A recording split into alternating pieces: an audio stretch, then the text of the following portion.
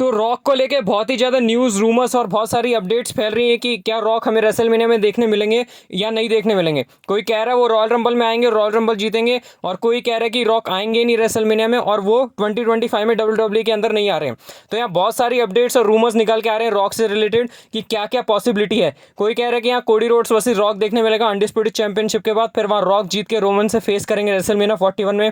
और बहुत सारी ऐसी ऐसी अपडेट और रूमर्स आ रहे हैं कि क्या हो सकता है रॉक के साथ। तो मैं आज इस वीडियो में पूरी तरीके से एक्सप्लेन करूंगा कि ये रॉक का जो सीन है वो एक्चुअल में है क्या। सो हेलो रेसलिंग फैंस, मेरा नाम है एके और आप देख रहे हैं रेसल न्यूज़। तो आप लोगों को जैसा कि याद होगा जब रेसलमेनिया 40 का टाइम आया था तो उस टाइम भी मतलब बहुत सारी क्लैरिटी नहीं थी कि क्या होगा और क्या नहीं। तो ऐसा ही अनप्रेडिक्टेबल हमेशा होता है और कोई भी सोच नहीं पाता कि क्या होगा।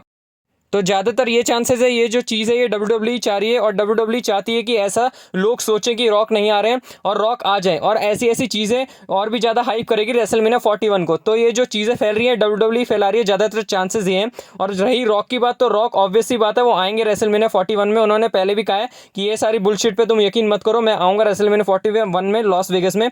और यहाँ पर रॉक वैसे भी बोर्ड ऑफ डायरेक्टर हैं और ये TKO के मेंबर है, तो वो आएंगे और वो खुद भी चाहते हैं कि यहाँ प्रॉफिट हो WWE का, और उन्हें भी पता है वो आएंगे तो उनका प्रॉफिट होगा और WWE का भी प्रॉफिट होगा। और बाकी जो फैंस चाहते हैं वो हमेशा रॉक करते तो हैं ही। तो यहाँ पर अब रॉक के ऊपर डिपेंड है और रॉक के पास बहुत ज़्यादा पावर भी है। उनकी मर्जी है, वो कोडी को फेस करेंगे और रोमन को फेस करेंगे, और उन्होंने एक बात जो कह दी तो वो हो ही जाएगी।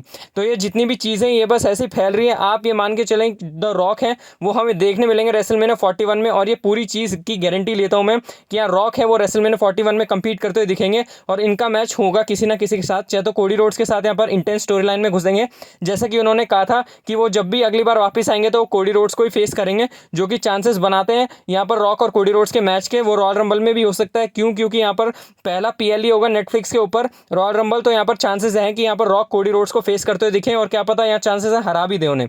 बाकी रही बात यहाँ पर रॉक और रोमन की, तो यहाँ पर इन दोनों का मैच भी हमें देखने मिलेगा, पर इतना लंबा स्टोरी लाइन लोग चाहते हैं कि ये जो मैच इतने सालों से वेट कर रहे हैं इसके लिए स्टोरी लाइन बहुत ज़्यादा लंबी हो, तो छोटी हमें देखने का इंटरेस्ट नहीं है और फैंस का भी नहीं है। तो यहाँ चांसेस ये है कि यहाँ क्या पता हमें अगले साल रेसलमेनिया में देखने मिले, या फिर अगर रॉक आए तो सीधा रोमन के लिए आए इस बार। तो यहाँ पर रोमन कोडी, रोमन रॉक, कोडी रॉक, और यहाँ इतनी सारी पॉसिबिलिटी बन रही है कि क्या हो सकता है। और बाकी चांसेस तो ट्रिपल थ्रेट मैच के भी थे जो पहले स्टार्टिंग में न्यूज़ और रूमर्स आ रहे थे।